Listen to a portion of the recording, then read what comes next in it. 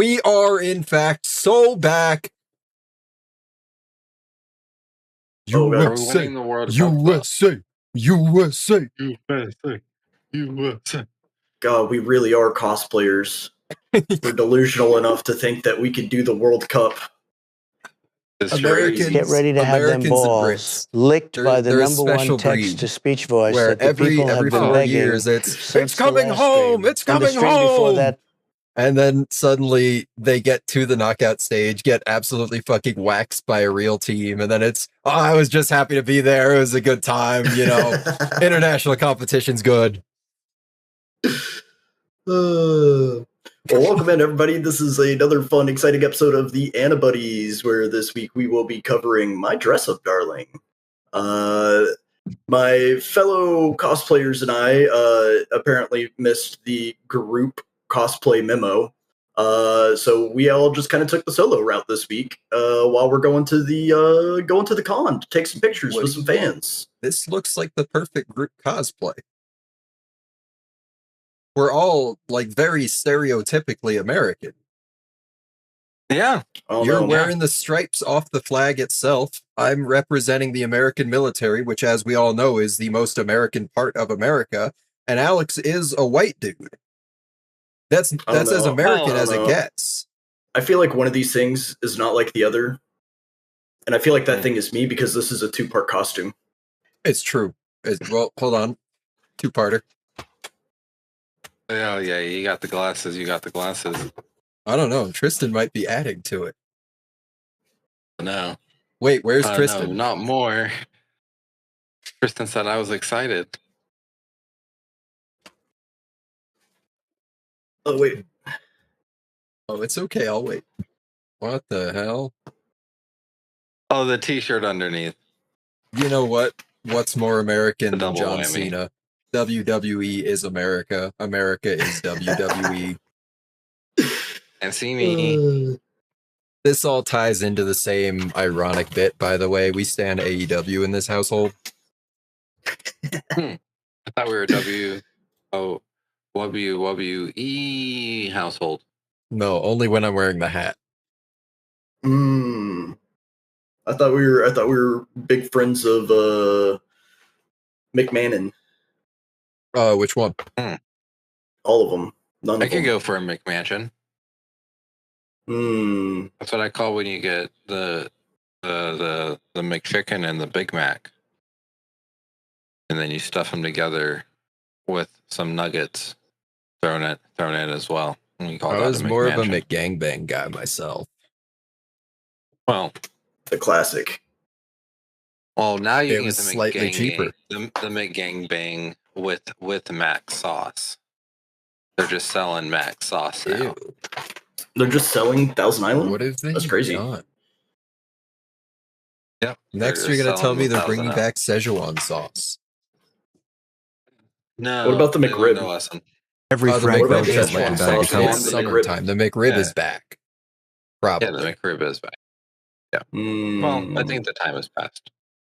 If not upcoming. The McRib hasn't. That motherfucker's still boiling in my guts. It's so processed it can't break down inside the human gut. It just is like plastic and just passes through.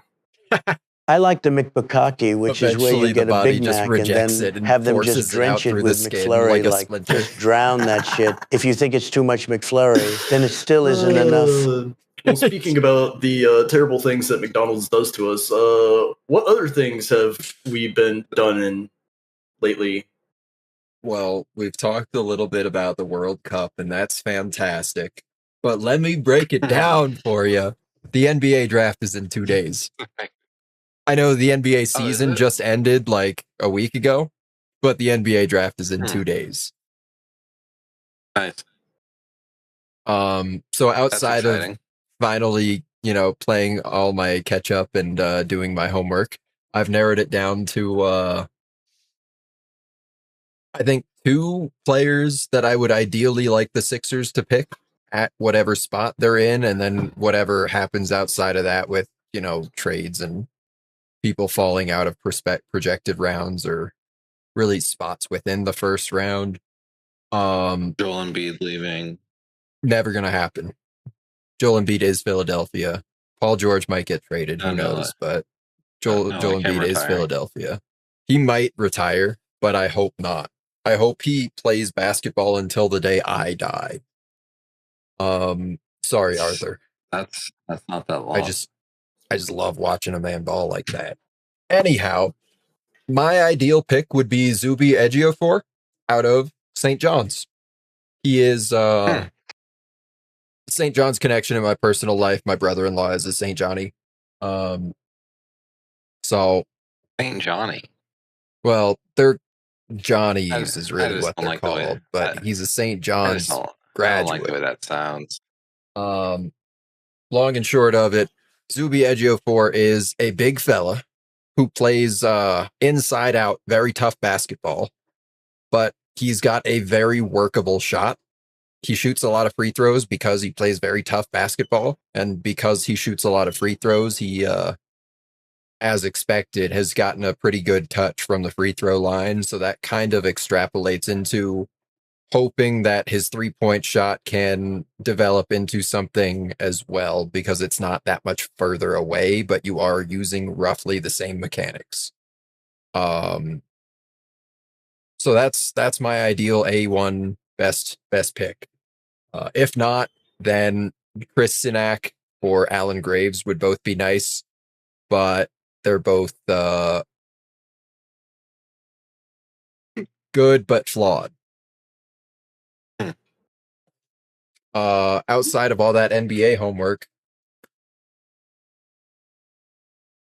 I feel like a couple years ago on podcast we talked about Switch emulation, and it was one of those things that folks were pretty down on the idea of it ever becoming a possibility, just technologically, as far as like it being feasible and stable.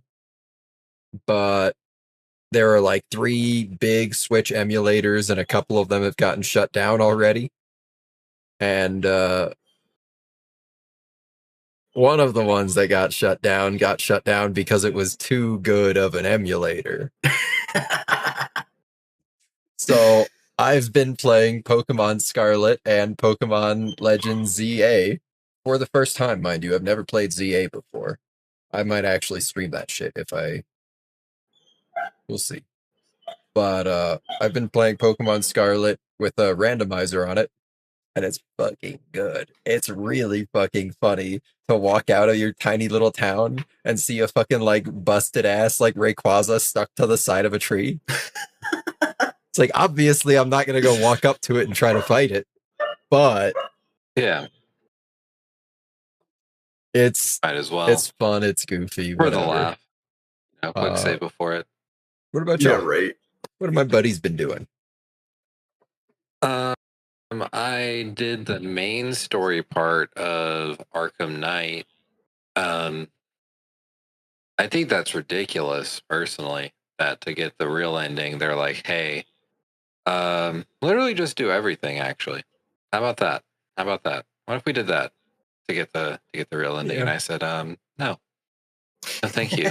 No, thanks. No, thanks. I'll do what I want, so I'll come back to that later whenever I'm done feeling salty about this. And then what else? I played a shit ton of Cassette Beast today. Good game. I like the way that the types interact. Instead of it doing like damage stuff, it's all like buffs and debuffs, or like turning certain things off. So that's pretty cool. I've beaten 3 of the like Captain Rangers. I did like my first non-story essential, like my first Archangel in the game, or the initial one. What else did I do? And then I did Haley's quest. I did like the whole cult thing.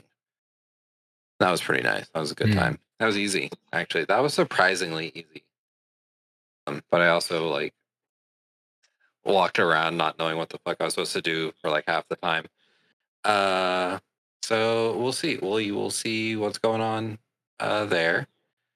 And then I watched a bunch of One Piece with Logan. We got all the way up to the start of the human auction. on okay. Savioty. So I don't think you're supposed to do pretty that. far. Well, I would have rather finished it, but it was time to go. So alas. I was talking about auctioning yeah. humans. I'm pretty sure there are like rules against that. Well, not in the One Piece world, but yeah, I'm pretty sure you're not supposed to do that. Yeah, and that was pretty much my week. Hell yeah! I went gambling this week. I opened some Riftbound League of Legends TCG booster boxes. Dude. And I actually did you pull a Mind Stone card? I think I got an alt art for that one. And then I actually drew an Ophelio signature card, so I actually hit pretty big. Not mad about it. Not mad about it. That Mind Stone full art does actually look kind of ridiculous, though. It is pretty cool. But it's making me really want to get back into the One Piece TCG. Good game. So yeah. I might just try and buy some singles and try and collect, not fully, but at least try and complete most of the first two sets, because those were the boxes I bought a bunch of back in the day. Of course, I'm not going to be able to afford the fucking manga arts because those things are like fucking $1,000 or more. Yeah. But at least some of the cheaper ones I want to be able to get before the prices get any more insane, because they're already getting kind of high. So I'm like, man, this is going to pull some fucking Pokemon shit, and it's going to get unreasonable real fast. For real, though. For real. Yeah. Yeah, cardboard is ridiculously expensive. Look at when it's structure decks, though. tiny. You might be able to get like a decent coverage of stuff from those early sets out of like the starter structure decks or whatever, or booster packs. Well, I was going to say, I've got the first 8 starter decks, and I do kind of want to go through and start buying some of those up and completing that, just because that would be more affordable than buying actual like boxes of older sets. Truth. Especially with the office redesign coming along, I think I could actually like show off the One Piece decks, like case them up or whatever. That'd be cool. But yeah, I was looking at some of my One Piece TCG cards, and last time I looked at them, like they were worth a little bit. But then when I checked like a day or two ago, I was like, oh shit, some of these cards are like over $100 now. Like, what the fuck? So yeah, I think I'm gonna try and, like I said, not fully complete the set, but try and complete as much as I can within my budget. Because might be cards are fun. Reflective lenses. Oh no, I can see you typing in your password. Yeah, can you guys read my credit card information? I can. Yeah, let me just zoom in and enhance. Getting your mother's maiden name. Oh, there we go.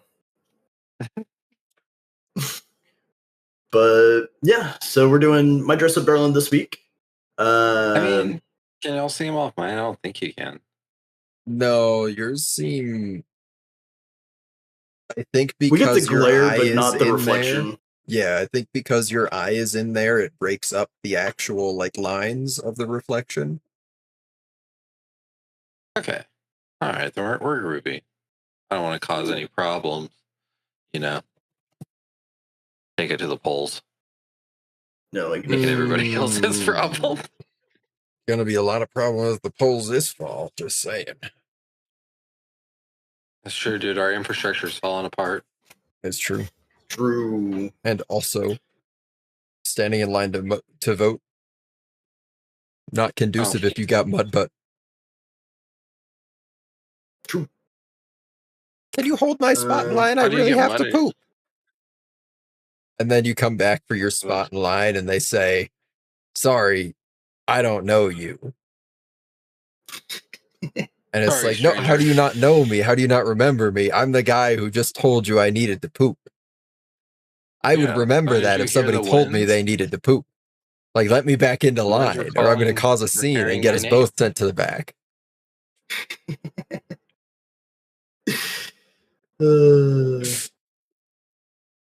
But yeah, we've got My Dress Up Darling on the docket, done by Cloverworks, which is a studio that we definitely deal with a lot.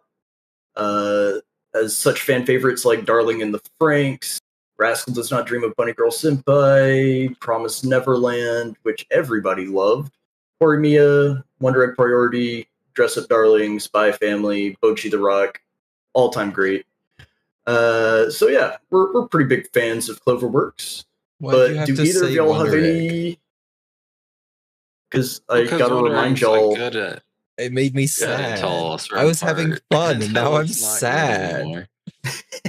Well, can you believe they did that shit to fucking Panic, man? Yeah, man. Maybe one day we'll get the Wonder Egg Sisterhood edition. It'll be like just a better story overall. Based Let off the Cloverworks source do it again, though. Let Cloverworks do it again. Just like make the writing better. Yeah. Yeah.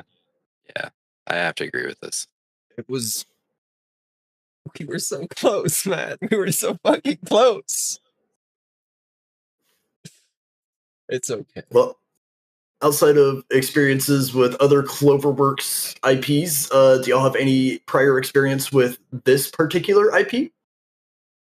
Yeah, I watched season 1 back when it first came out because everybody was like, "It's so good." Then I watched it and was like, "It's all right." Okay. And that was my experience. I watched season 1 and really liked it and didn't know shit about season 2. No, I watched part of season 1. I watched part of season 1.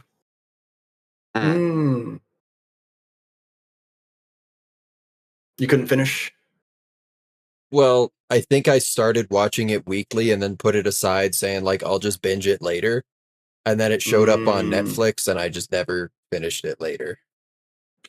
And then you binged it later, yeah. Yeah. Yeah. Yeah. Fair enough. With the buddies. But, it's good. It's fun. It's quality.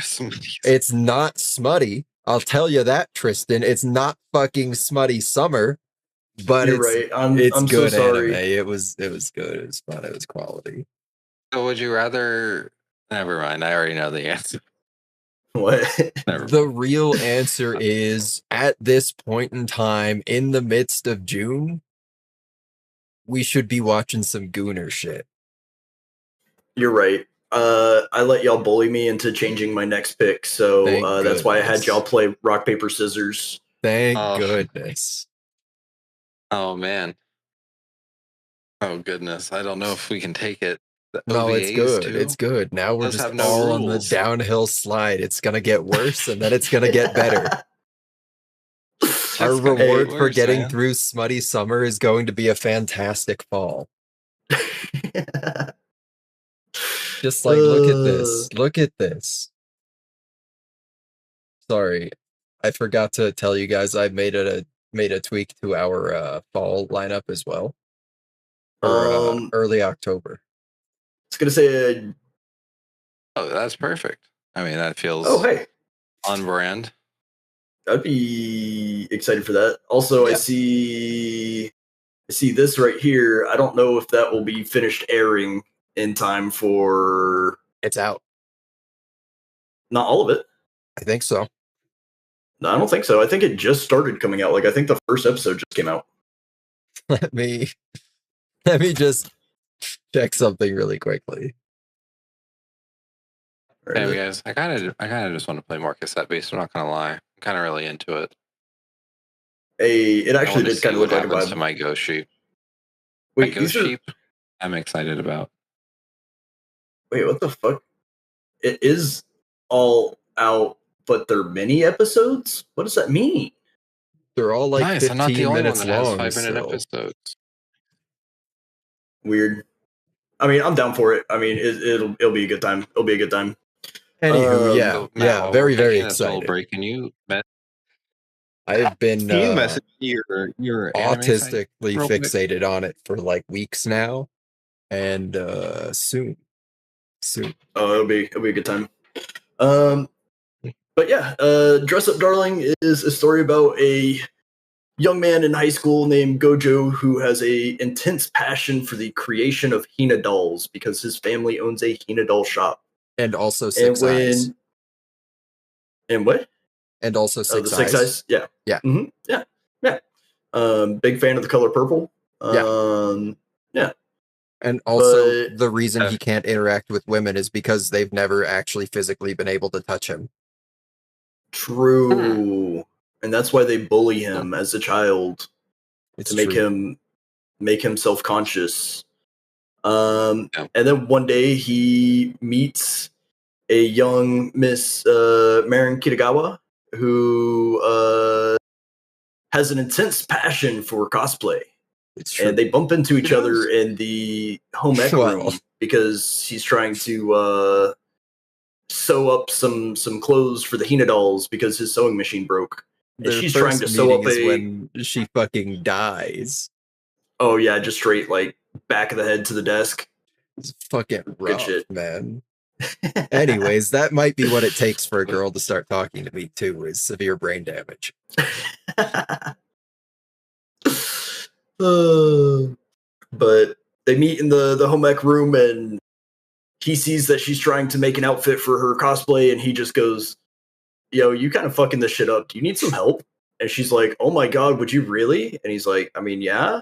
And she's like, oh, you're the best. And then she's like, will you make all my cosplay outfits? And he goes, wait, you're a pretty girl talking to me? Yeah, I'll do it.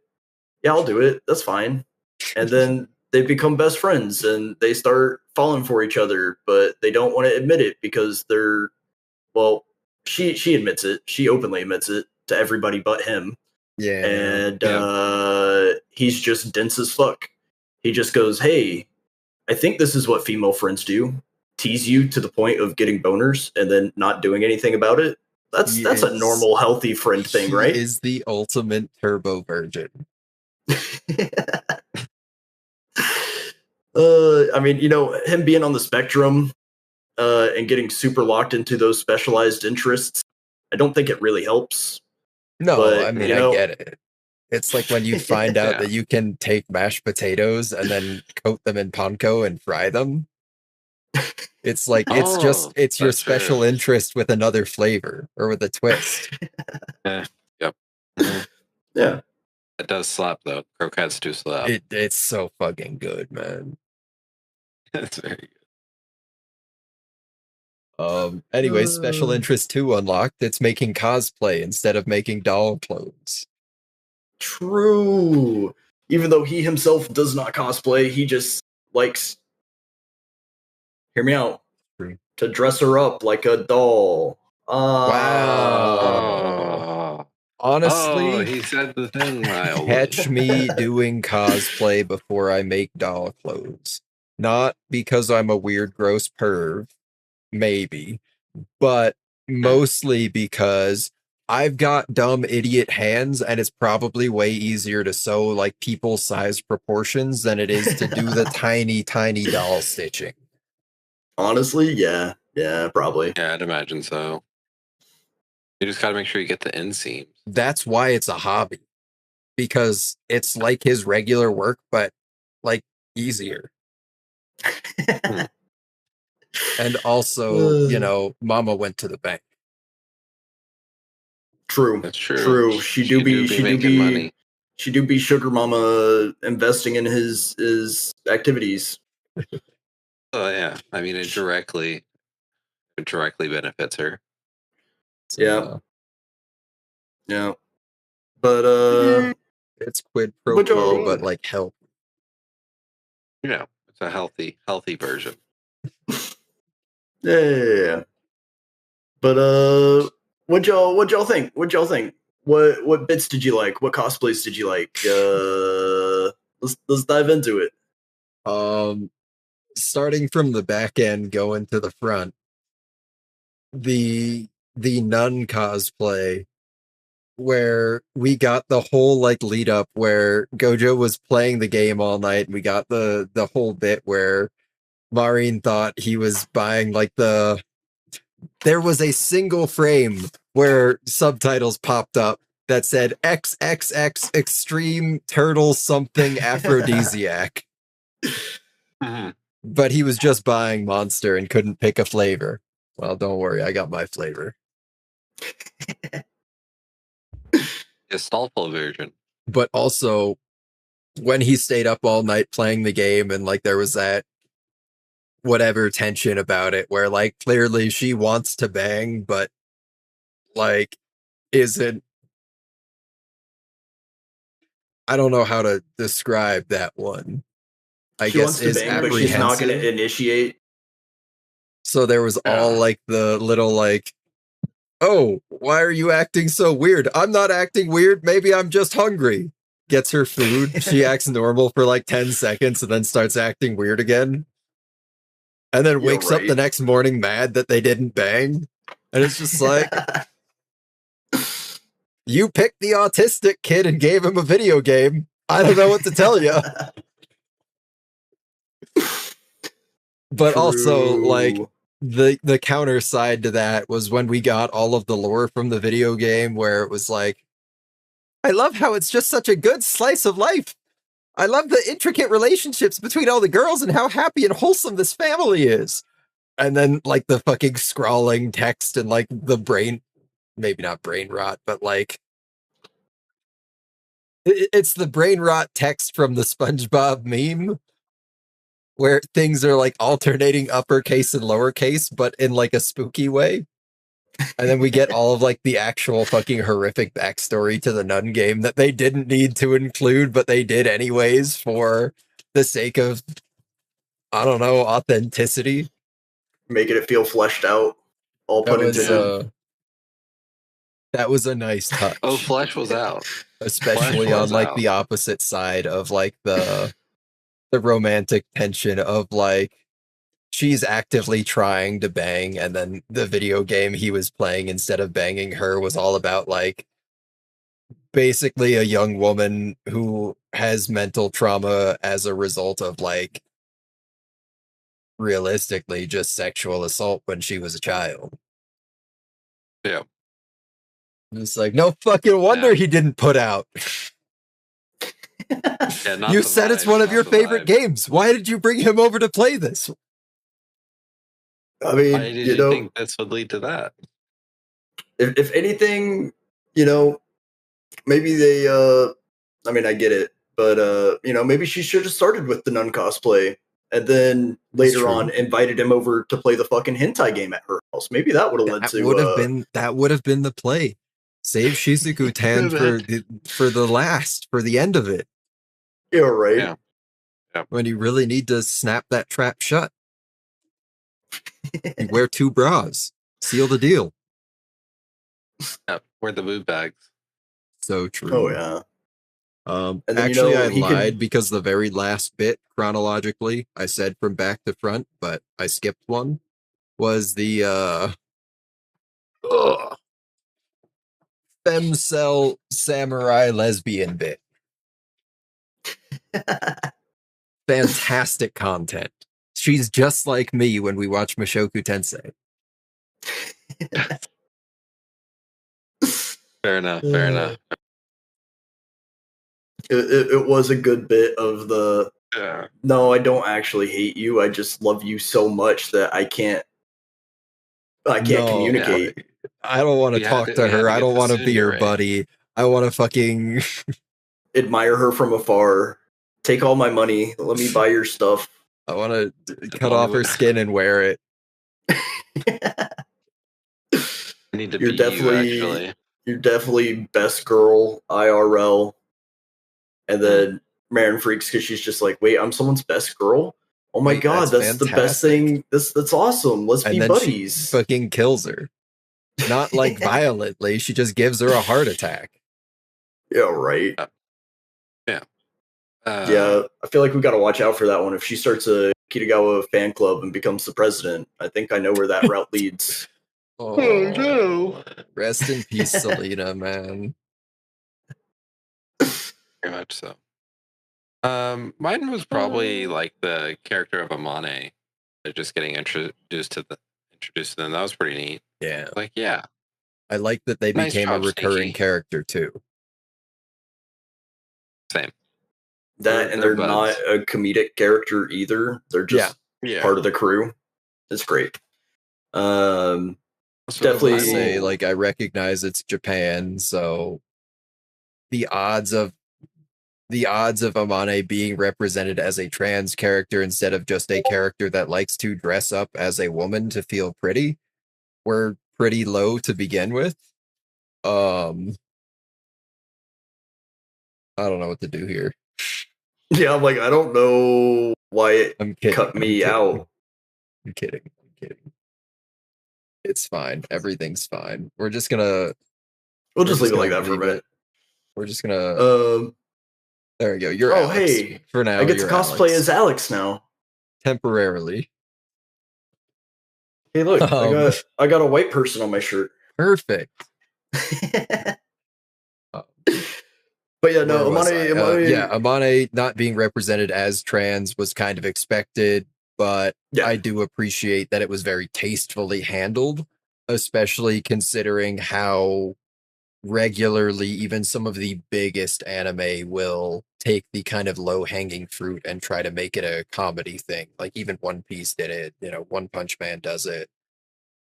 Yeah, and it's nice because I feel like even in Japan they're getting more, I guess, accepting of like the whole cross dress aspect. Yes. Not necessarily full trans rates, but there are more publicly known figures that are just cross-dressing males. Like I remember hearing about the news article of the dude that was a father and was a cross-dresser cosplayer, and like that's how they made a living. And so it's interesting to kind of see that is also an actual part of it. Is there are, I guess, straight people that do have their families and do have that everyday family life, but that's still what they do as like a side project, and they aren't necessarily made fun of it for. And so like it's kind of cool. And then of course we also get compartmentalization of it, I suppose. Yeah. And then we get one of the best bits of, oh my god, how did you get tits? You can just buy tits. What do you mean you can just buy tits? You just equip these motherfuckers. You want to see some boobies? This is like a fucking G cup. What is going on? Good bit. Trying to think. Which I think when we were in the earlier part of season 2, when we were kind of slowly starting to expand the friend group beyond, I guess it would have been like Juju, her sister, the photographer, and Amane in season 1. No, Amane would have been early season 2, I guess. Yeah, Amane was early season 2. Yeah. And then season 2 is also when we meet, the rest of the photographers kind of friend group. Yeah. Aki and everybody else. Yeah. The cosplaying grandmothers. But I liked how at the end when we got the bit with Juju where it's like, no, I had you pinned because I'm also flat as a board. And then they go through their whole routine and it's like, wow, I've never had cleavage before. And it's like, have you ever tried? have you ever used Google? She's like, no, I just like playing my magical girls because it's a safe, easy, I know what to expect. I get it. And you know what? She went out on a limb and did this big spooky group cosplay and she didn't want to ever do a group cosplay again. So that's her right. She's allowed to retreat even further into her comfort zone. We're going to force you to do a group cosplay that oh hey, welcome back. Hello. Sorry. We're going to force you to do a group cosplay that you're already uncomfortable with, cosplaying a subject that you're extremely uncomfortable with, and then we're going to dump fake blood on you. Yeah, we're just going to all sit here and tee-hee ha-ha until you fucking pass out because you're not okay. I will say I did like the big sister speech at the end of it.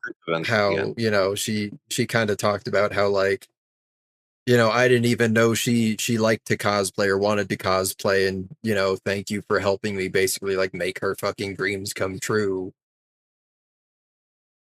Was and then they're very like, "Oh, you are a humanizing, good bit, especially you are for a good Juju. big sister." And she's like, "I She's just like, "Of course fucking I'm said that." Yeah. She's like, "Of course I'm a good fucking sister. What do you mean?" One of my favorite bits, I don't remember, I think it's in the second season, is when he's trying to design the bunny girl outfit.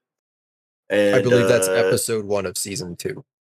Yeah, and he's having some issues with the design, so he goes to the old man at the linen shop, and the guy's just like, "Wow, I guess anybody could wear a bunny girl outfit. Yeah, I think you would look good in it. Live your dreams." Then Marin walks up, and he's like, "Oh wait, this is for her? I mean, that makes sense." It's like, I wish you would still wear it, Gojo.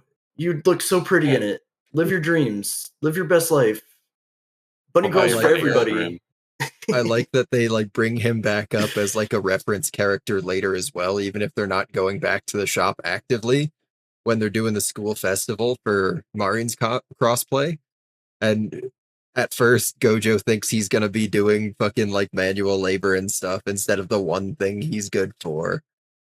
You're right. And tells Marin, "Yeah, go shopping on your own and ask the nice old man for help if you get stuck." It's like, man, that's what I want. I want to be that nice old man that people ask for help. And also, I want to give unsolicited advice while I eat my little snacks. 5 more years. Honestly. 4 more years. 4 more years. Yeah. Sorry, you got me in a stun lock on that one. I'm sorry, until the next World Cup. Oh, yeah. We're very excited. We love soccer. Oh, you mean football? No, it's still America. We just love soccer now. Oh, okay. Okay. Fair enough. We love soccer. We love soccer. Anyways, can't believe that motherfucker Messi is still doing it. Damn. I feel like I missed a lot. Not really. How do y'all feel about Maureen's hesitation to just tell Gojo? I mean, I get it, it's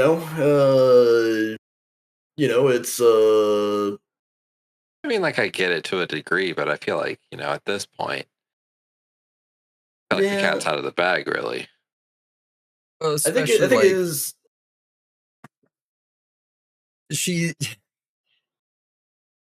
She's pretty openly like at the end of season 1 when she's like, "Oh, you're a back of the neck guy," and then started actively like teasing him and everything with that shit. It's like, yeah, you're willing to bang him if he wants to bang, but you won't say "I love you," or you won't even ask him on a date. Officially, I mean, they've been on dates. I will say she did go through the checklist of like all the steps they needed to hit before they banged, and then immediately said, "Oh my god, we're gonna do all of that in one night."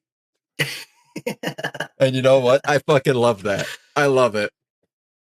She's gonna stick to her principles, even if they are fucking stupid. We're gonna hold hands. That's a principled gal. Hey, that's a big one. That being said, they did hold hands at the end of episode 12, season 2, or episode 13, season 2, when she was supposed to confess. Yeah. Because then she asked for the selfie she said, "Yeah, let's take a selfie." But she grabbed his hand and then pulled him in real close. I mean, she's working on it. She's working on it. They're progressing. They're making the natural progressions. It's cute, and I get it. Like, you can't. If it ever happens, then that will be how you know the show is going to come to a close soon. Yeah, because you are no longer Satoru Gojo. There's no...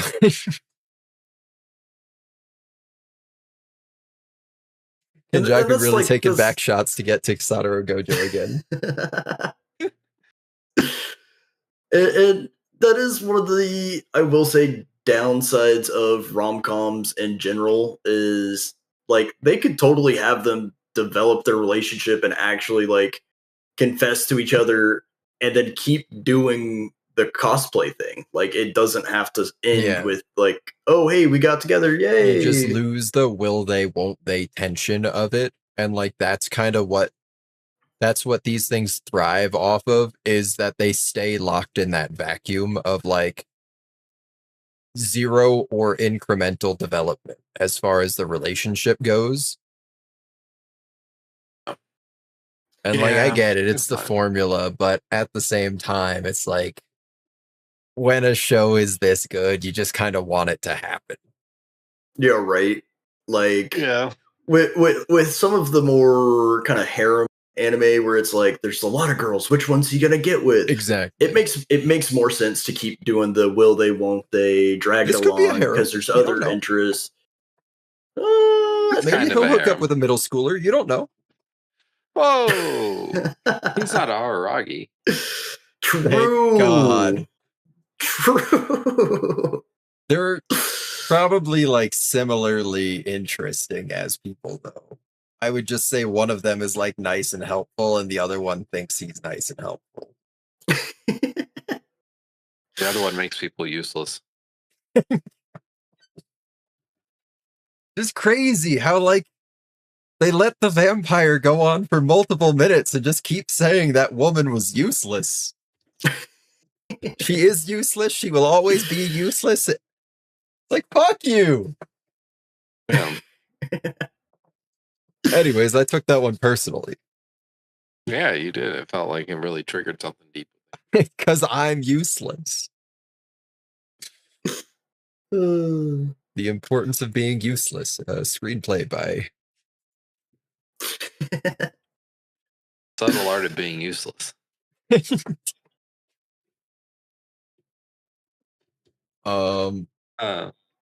Looking at how we've kind of talked about the show already, we can see a pretty clear line where I think all of us favor season 2 over season 1. I don't think that would be a hot take to say. Better. It not only had the better bits, it also had, you know, some of the more world building. Yeah. We got the expansion of the friend group, but it didn't just feel like they were characters being tacked on. We actually got to like meet them and learn the interactions between it felt like they everybody. spent too much time setting the scene for, I mean, not too much time because it was so good, but they spent a lot more time dedicated to setting the scene for Gojo and Marin, as opposed to, you know, like season 2, it felt like we were getting into the cosplay of the week territory almost, where it was 1 or 2 episodes max for every outfit.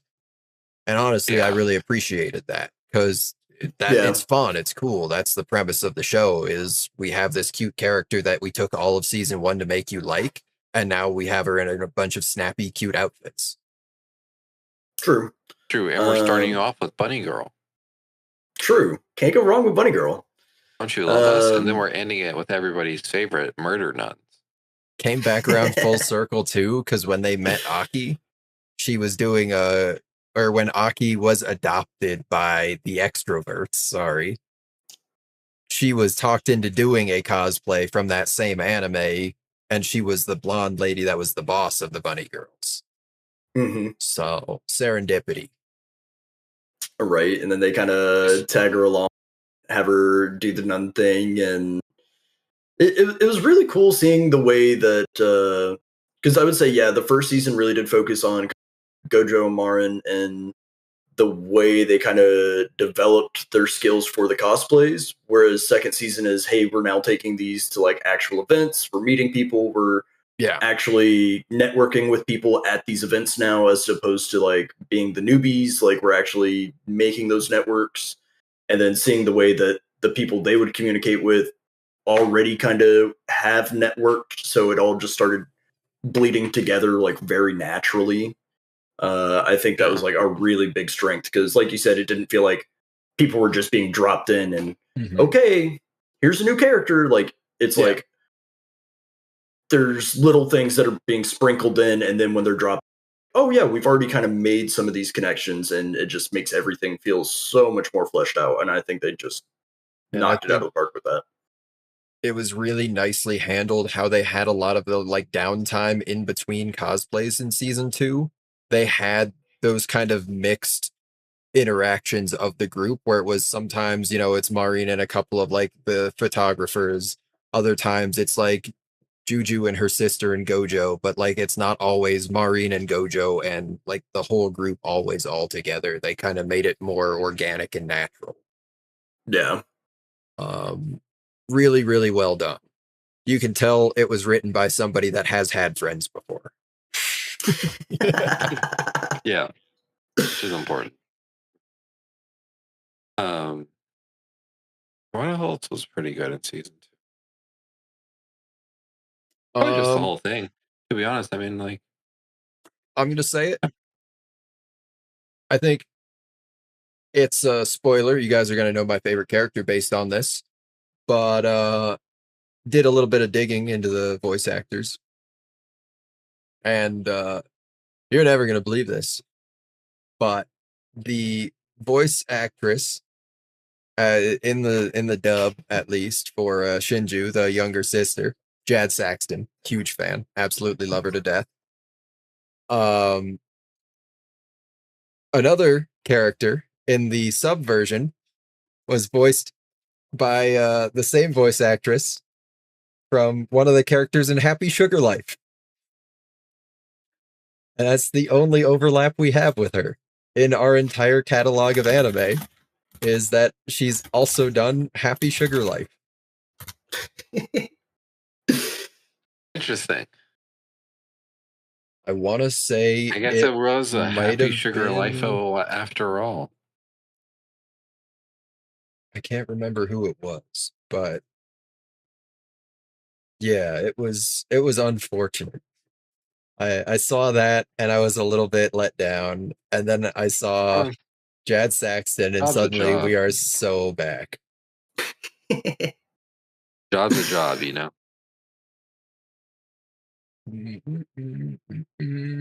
I don't remember who it was. The one thing I don't like, but I get it because like she was a model or whatever, was I talked about it a little bit in the Discord, was like them making like her barely even having like average body weight on her was like such a big and tragic deal. Like that's a little ridiculous. But like at the same time, I get it. She's a model, so it's her job or whatever. I would have cared less about the model side of things and like attributed it just to the part where Gojo said, well, these were all made specifically for your specific measurements. And that could have been enough. But it did feel weird when they included the, she goes to work and basically gets sent home for having been. Yeah. Yeah. Like Gojo didn't even make a big deal out of it. Gojo was like, oh, we can just adjust the sizes. Yeah. It's the same thing. Like as the good guy he fixable. Is. Everything is fixable. Well, it's not. Yeah. Although, I'm not gonna lie, I did like the bit of the, like, I don't understand how I've gained so much weight. I haven't changed anything. I have my breakfast. I have my emergency snack. I've got my lunch. I've got my dinner that Gojo makes, which is a lot better. A lot better than whatever I was making for dinner before. And then he gives me second dinner? Like, second dinner? That's the best part right there. I'm just like, God, no. if that wasn't me for real. That whole episode, it's like, I'm gonna go get seconds. Grandpa, do you want seconds? By the way, I love that she calls Gojo's grandpa. Oh yeah. Yeah, I mean at this point they should just kiss. It's not her and grandpa, her and Gojo. I mean, yeah. I mean, her and grandpa might be a better fanfic couple, actually. Maybe, depending how we spin it. Depending how she wanted him to be the first picture she took with the fancy camera. That was really sweet. She recognizes his beauty. Yeah. In a way that Gojo's grandmother could never. Well, she's not around anymore. We don't know super cute, by the way. Grandpa's shrine in the house. It has his dead wife. It has Gojo. It has the girl that bullied Gojo as a kid, and it doesn't have Gojo's dead parents. That's because they're dead. They suck. So's his wife, but you know, she didn't. I get it. Like, she put out. That's God, so don't funny. say that about Gojo's grandma. I mean, if it wasn't for her doing that, there'd be no Gojo. So. It's true. Fair enough. It's a very interesting bit. A very interesting family dynamic. Kind of You're right. right. Yes.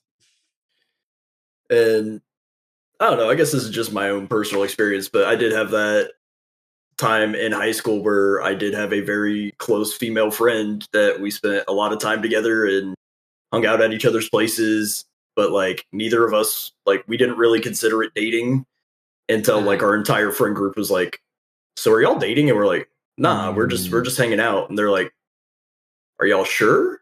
We're like, that I think so. And they're like, why aren't y'all dating? Y'all should just date, because like y'all basically are.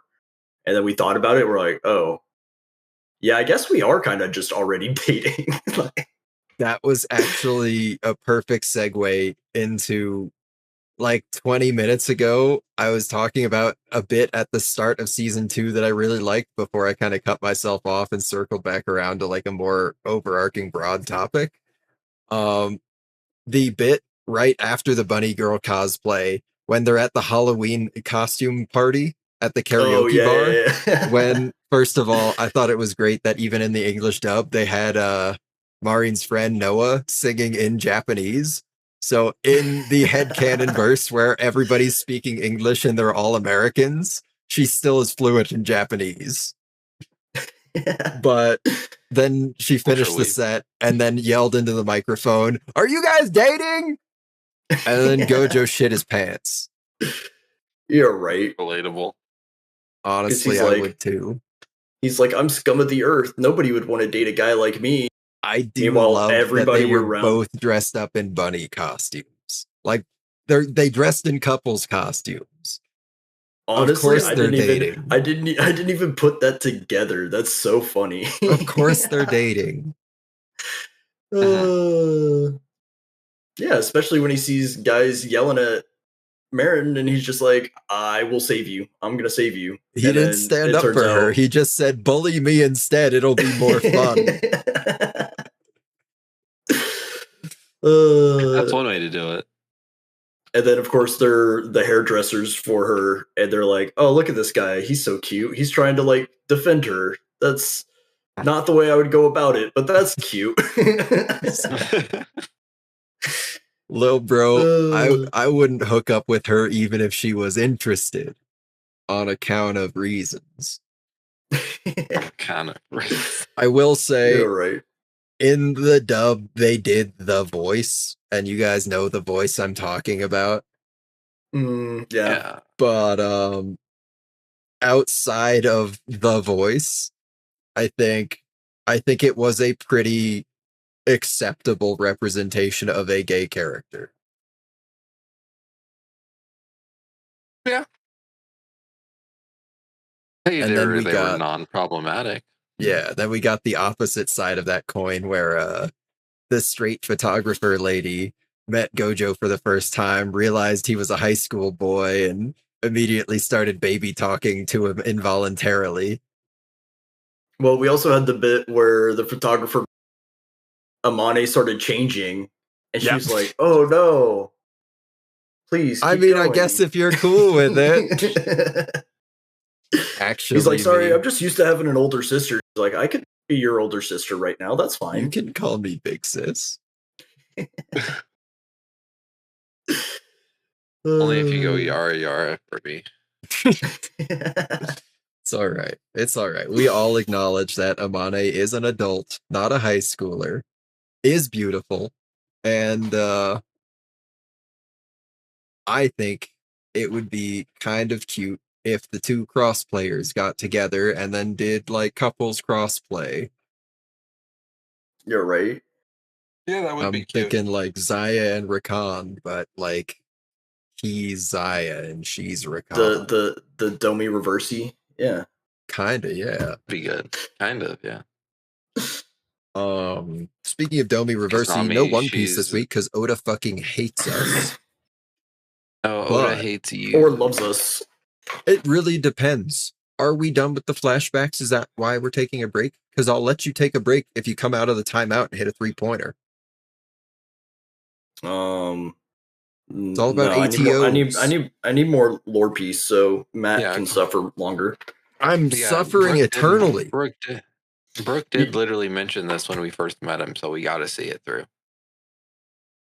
You know what? Maybe I'll change my second pick to more. Just the flashback parts of Wano. No flashbacks of Dressrosa. Oh, I would die. I would die the worst death. I would die 1,000 of the worst deaths.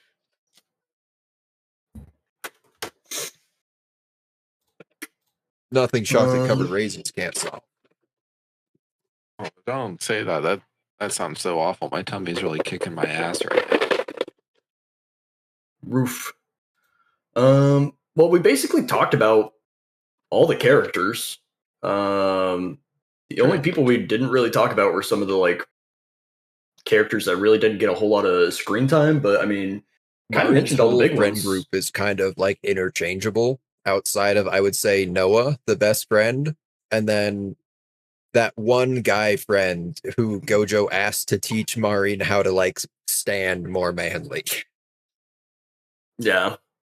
Yeah. I would say outside of them, they're all pretty kind of whatever, especially considering there were multiple instances where the subtitles popped up and it said Marin's friend number 3. She's a popular gal. She's a popular gal. Fair enough. Well, do we have favorite characters? Yeah, we do. What are some favorite characters? Matt seems really excited. Matt does seem very excited. I've got 2 favorite characters, and one of them is for deeply personal reasons, and the other one is just because I really like the character and the design. Okay. Obviously, Shinju Inoue, because Jad Saxon. Also, I like the bit where they were at the cafe and Marin asked, "Wow, you're fucking huge. How big are you?" And she immediately knew she was talking about height and said, "I don't know, 5'10". Really goated, by the way, that they did the conversion for the dub.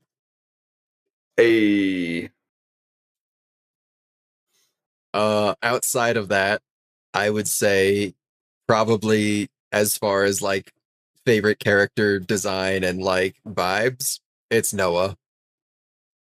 The best bit in the whole show, and I've been sitting on this one for a minute, was when they did the crossplay for the school festival, but as practice for the crossplay, when they had Marin treating Gojo like a client at one of the host clubs, calling him princess. And then Noah chirped in and said, "What about me? I've got a bunch of money to spend. Call me princess." True. Yes, dude, I get it. I would also simp for my best friends. If either of you guys ever got a job at a strip club, just know I would blow all of my money on you. Boy, do I have news for you. Click this link and... what about you, Alex? Who's your favorite character? Not for any of the deep reasons that Matt has, but also Noah. I just like her design the most. She's goated. She is just kind of goated like that. She's goated with the sauce, if you will. We also got something that you don't typically see of side characters. We got multiple hairstyles for her. Not just going out clothes and stuff, but in the school uniform, there were just different days where she'd show up with braids or pigtails or whatever. Yeah, that's true. So obviously she's gonna cosplay in the future. That's set in stone. Yeah, at some point, probably to help Gojo confess to Marin. Maybe. Yeah. But That's my assumption, is that she'll get lumped into the whole cosplaying thing just with how involved she is. With the homies. Kristen? My favorite character was actually Suzuka, the photographer. Yeah. She was just all around fun. Like, it was cool that she was one of the people that, like, they met at the first event, and she kind of, like, helped steer them in the right direction. Mm-hmm. And then it went from her just kind of being a fan and steering them in the right direction to, oh, hey, we're friends. And by the way, like, yeah, we're all fucking hella nerdy. Like, don't be surprised by any of this shit. Like, I liked at the end when they did the nun cosplay, they were talking about like, oh, Juju doesn't seem tall enough or whatever. We need to find ways to like make up for this. And then she said, oh, just let the angles do the work, and then laid down on the floor. And everybody's like, oh, wow, that's such a good idea. And then it devolved into everybody basically just taking upskirt photos of her. You're right. It's like, no. She seems pretty tall. Very tall, even. A little too tall. Seems like we're getting into the territory of some vor stuff now. Into the giant woman fetishization again. Hey, I bet Juju we're not beating allegations. You know what? You spoke it into existence because it brought. Yeah. Did we get a piss bit? No. Mm-mm. We should have. What a show, man! What a fucking show! I know. What about favorite cosplay? What was your favorite cosplay?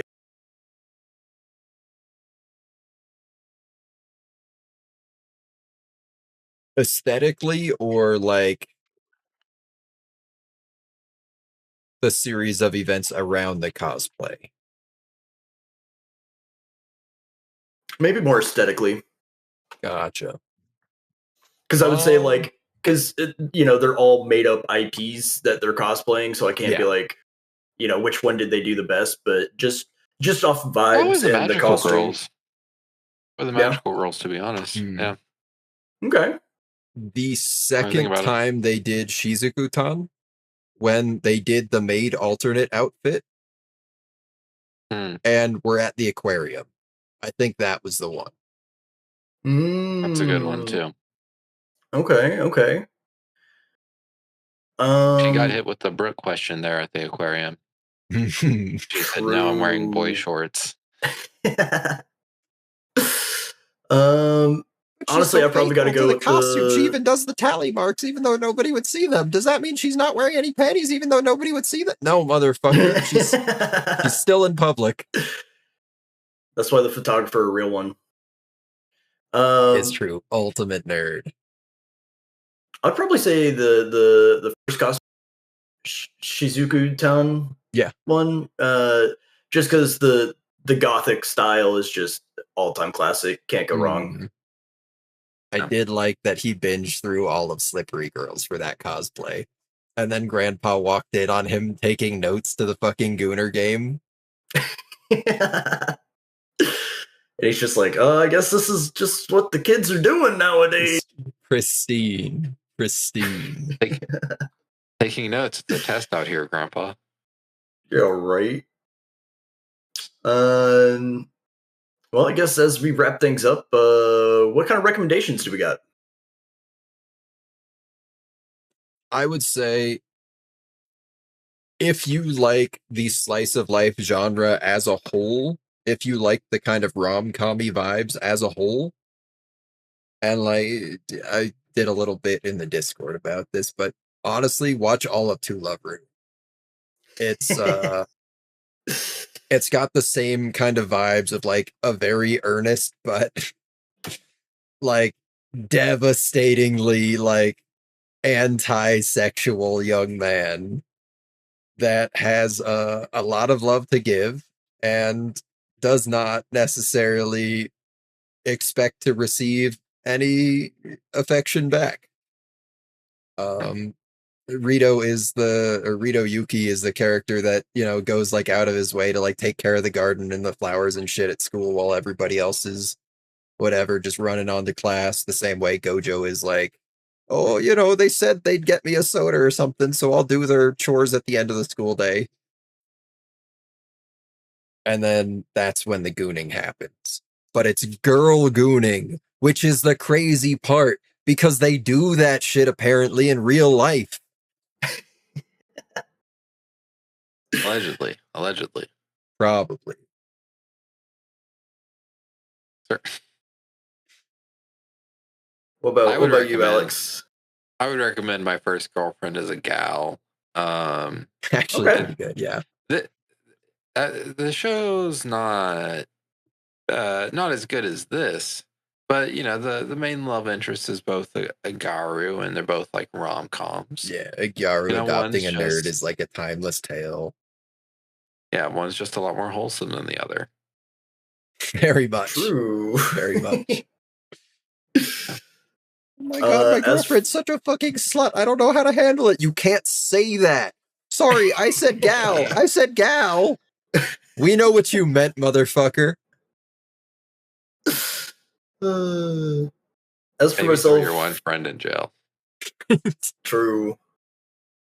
I'm gonna go with 2.5 dimensional seduction, because it's kind of the same bit of hey, there's lonely otaku guy that says I don't like 3D women, so the 3D women try to imitate his 2D women, so he'll fall for them. That's the ticket. So it's same but different.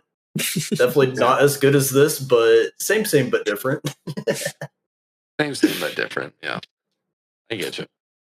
I guess to round it out, what numbers are we gonna slap on this thing?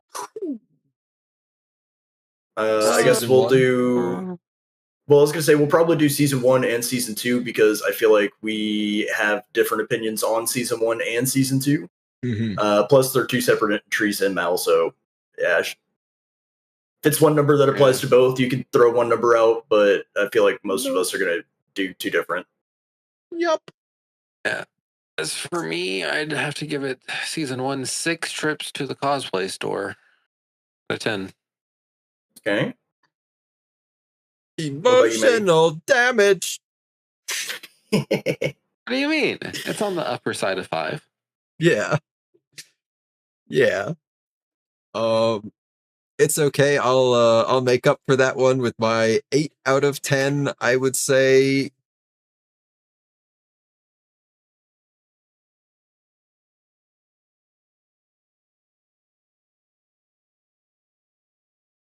I had a good joke, but I'm saving it for season 2 since we're splitting it up. So you got me kind of on the spot here. Content for. I'm gonna say 8 handmade cosplay parts out of 10 as a callback to the end of season 2 when he started making props finally. I too am gonna give season 8 unintentional boners popped because of Marin's teasing out of 10. Fair enough. That brings it to a 7. What about for season 2? Easy. For season 2, I'm going to give it 7 intentional boners pop due to Marin's teasing. I'm giving season 2 10 out of 10 things that have happened since that photograph was sent. That photograph. Can't believe he left her on red. What the hell? Oh, I mean, he was busy. He must have taken a nap or something. Who knows? True. I'm going to give season 2 9 out of 10 friends made along the way. That brings it actually to a 9. Nice. What a jump. What a jump. What a jump in scores there. Big jump. Almost like someone was sandbagging season 1. I mean, nobody's going to hold it against you because, like, the jump from 7 to 9 as an average is the same as my jump from 8 to 10, like, personally. So, this is true. it extrapolates. Yeah. Season 2 was fucking fire. Season 2 was fire, but I don't know. I feel like they could have hit some things to just give it that extra make it a 10. feel like it if just she wouldn't have had that. confessed at the end of episode 13, I think it would be a universal 10. Yeah, probably. Yeah, But, probably. like, Yeah, maybe. personally, I'm putting it up there because it gives me a lot of the same vibes of like Nagatoro and Love is War in like the best possible ways. And True. with those confession being of some Love of is my War is most goated. notable tens, Yeah. playing into their strengths is also, you know, it's fucking gravy, man. You ever put gravy on your Hey. mashed potatoes? That's what Yes. season 2 was. Ooh, brown gravy? Yes, please. That's only for holidays. That's the best time, though. But yeah, shout out to Nagatoro.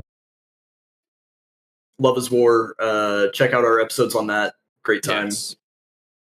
Speaking of episodes, what are we doing next? Oh my fucking god. So you know how I bullied the two of you into putting some smuttier shows on the list for Smutty Summer? Well, I bullied myself by putting this smutty show on the list for Smutty Summer. Let me just pull this one up so I can read the description to you, as opposed to just telling you the title. I mean, the title itself I'm watching the trailer now.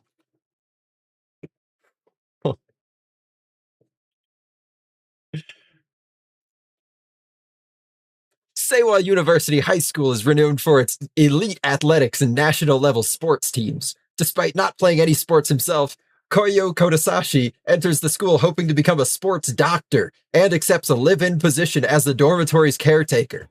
Upon his arrival, Kodasashi learns that the dorm is also home to 5 skilled female athletes. It lists all of their names. Although faced with skepticism, Kodasashi quickly proves his worth by using his vast knowledge of the human body and massage techniques. With a single touch, he identifies what is troubling each of the girls and helps them to recover properly. When the chairman promises him a scholarship if he takes care of the girls' well-being, Kodasashi is determined to ensure that they stay in top shape. This is called Hands Off, Saranade Kodasashi-kun. Basically, it's about a dude who's not a pervert doing a bunch of perv shit. So the whole anime is just like going to be this one awkward dude like earnestly rubbing down half naked and sometimes fully naked women. You know what, Alex? I don't think I need to punish you with my second. I think I need to punish Matt my second pick. Yeah. This is Smutty Summer. This is our equivalent to Magical Girls. It's here! It's here! He even brought his chains and his crown! You know, I don't want to give the game away, but I did change my second pick, and I think it leads in nicely after Matt's pick. I think that's a very good pick. Tristan, I think that's a very good pick. Even with all the timey-wimey stuff that... It's Smutty Summer, brother. We're gonna do the damn thing. Yeah. That being said, jump in the Discord. We have an open channel where we'll talk about the show as we're watching it over the course of the week. We'll have plenty of other stuff we talk about, especially with the NBA draft coming up, especially with a bunch of new good games coming out. We've got some people are more active than others in the manga channel, but that might just be because all of my weekly manga have basically ended. Everything comes out like once or twice a month tops now. Looking at you, One Piece.